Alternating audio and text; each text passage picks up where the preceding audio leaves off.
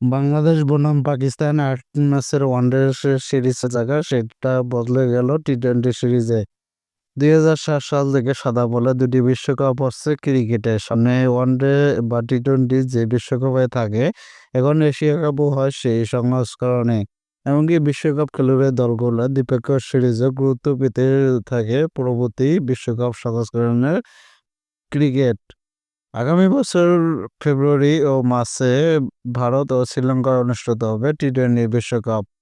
তার আগে সেপ্টেম্বরে ভারতে হওয়ার কথা এশিয়া কাপ। ক্রিকেট বিশ্বকাপ যেহেতু টি-20 সংস্করণে এবং এশিয়া কাপেও টি-20 হবে, এটি টি-20 বিশ্বকাপ সামনে রেখে বাংলাদেশ ও পাকিস্তান ক্রিকেট বোর্ড দুই দেশের মধ্যে আসন্ন দুটি সিরিজ থেকে ওয়ানডে পুরোপুরি ছিঁড়ে ফেলেছে। নতুন সিদ্ধান্ত অনুযায়ী মে মাসে পাকিস্তান এবং জুলাই মাসে বাংলাদেশে হতে যাওয়া দুটি সিরিজের ৮টি ম্যাচে হবে বর্তমান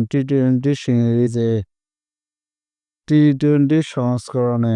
পাকিস্তানের বিপক্ষে দুটি ওয়ানডে সিরিজেই টি-20 সিরিজে রূপান্তরিত করার কারণ ব্যাখ্যা করতে গিয়ে বিসিবির নাম অপ্রকাশ অনিচ্ছুক এক কর্মকর্তাকে বলেন, আগামী বিশ্বকাপ ও এশিয়া কাপ হবে টি-20 সংস্করণে। মূলত এই কারণে দুই বোর্ড মনে করছে এখন টি-20 ম্যাচেই বেশি খেলা উচিত। তাছাড়া আমাদের মতো পাকিস্তান দলও রূপান্তর প্রক্রিয়ার মধ্য দিয়ে যাচ্ছে। তাদেরও অনেক অভিজ্ঞ খেলোয়াড় দলে নেই। এই অবস্থায় টি-20 সংস্করণে দল গোছাতে এই সংস্করণে বেশি ম্যাচ খেলার প্রয়োজন আছে বলে মনে করেন। ভবিষ্যৎ সফর পরিকল্পনা অনুযায়ী আগামী মে মাসে ৫ ওয়ানডে সিরিজে খেলতে বাংলাদেশ দলের পাকিস্তানে যাওয়ার কথা ছিল। কিন্তু দুই বোর্ডের সম্মতিতে ওয়ানডে পরিবর্তে সিরিজটা এখন হবে ৫ টি-20 ম্যাচের সিরিজ।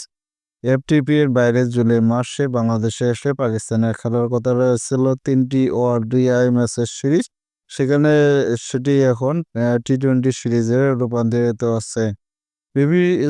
বিসিবি সূত্রে যেটা জানা গেছে, মিরপুরে ৩টি টি-20 ম্যাচ ২০, ২২ ও ২৪ জুলাই ওয়েস্ট ইন্ডিজ সফরে যাওয়ার আগে বাংলাদেশ এসে ম্যাচ ৩টি খেলবে পাকিস্তান দল।